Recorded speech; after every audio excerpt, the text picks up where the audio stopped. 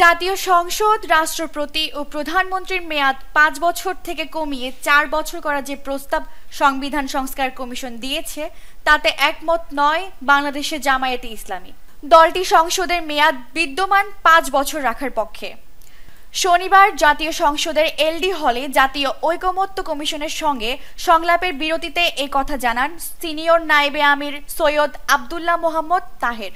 আলোচনার বিরতিতে সৈয়দ আব্দুল্লাহ মোহাম্মদ তাহের সাংবাদিকদের বলেন, ঐকমত্য কমিশনের পক্ষ থেকে জাতীয় সংসদ এবং রাষ্ট্রপতির মেয়াদ কমিয়ে ৪ বছর করার প্রস্তাব দেওয়া হয়। আমরা এর সঙ্গে দ্বিমত জানিয়েছি। আমরা বলেছি সংসদ ও রাষ্ট্রপতির মেয়াদ ৫ বছর থাকবে। তবে দ্বিকক্ষ বিশিষ্ট সংসদের প্রস্তাবের সঙ্গে একমত জানিয়েছে জামায়াতে ইসলামী। সৈয়দ আব্দুল্লাহ মোহাম্মদ তাহের বলেন, দ্বিকক্ষ বিশিষ্ট সংসদের বিষয়ে আমরা একমত হয়েছি, তবে এটার আকার, আকৃতি ও প্রক্রিয়া সম্পর্কে আমরা আলোচনা করছি। সংবিধান সংস্কার, বিচার ব্যবস্থা, জনপ্রশাসন, দুর্নীতি দমন ও নির্বাচন কমিশন সংস্কার নিয়ে জাতীয় ঐকমত্য কমিশনের সঙ্গে আলোচনা করছে জামায়াতে ইসলামী। সংবিধান সংস্কার নিয়ে আলোচনা চলছে জানিয়ে সৈয়দ আব্দুল্লাহ মোহাম্মদ তাহের আরও বলেন, যে কোনো ব্যক্তি বা দলীয় স্বার্থের ঊর্ধ্বে গিয়ে জনস্বার্থ রক্ষার কাজ করবে জামায়াতে ইসলামী।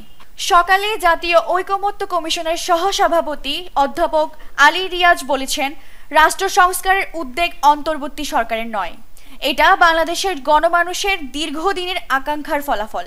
রাজনৈতিক দলগুলোর সঙ্গে চলমান আলোচনার উদ্দেশ্য থাকবে একটি জাতীয় সনদ তৈরি করা।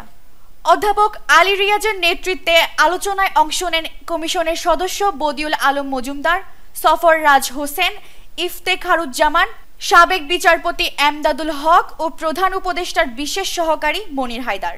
জামায়াতে ইসলামীর নায়েবে আমির সৈয়দ আব্দুল্লাহ মোহাম্মদ তাহেরের নেতৃত্বে আলোচনায় অংশ নেন রাজনৈতিক দলটির সেক্রেটারি জেনারেল মিয়া গোলাম পরওয়ার, সহকারী সেক্রেটারি জেনারেল হামিদুর রহমান আজাদ, মাওলানা রফিকুল ইসলাম খান, এহসানুল মাহবুব জোবায়ের, ঢাকা মহানগর দক্ষিণের আমির নুরুল ইসলাম বুলবুল, কেন্দ্রীয় প্রচার ও মিডিয়া সেক্রেটারি মতিউর রহমান আকন্দ, কেন্দ্রীয় নির্বাহী পরিষদের সদস্য সাইফুল আলম খান মিলন, জামায়াতের আইনজীবী শিশির মোহাম্মদ মনির, প্যানেল সদস্য হিসেবে আছেন মহিউদ্দিন সরকার। নিউজ ডেস্ক, দৈনিক পূর্বকোণ।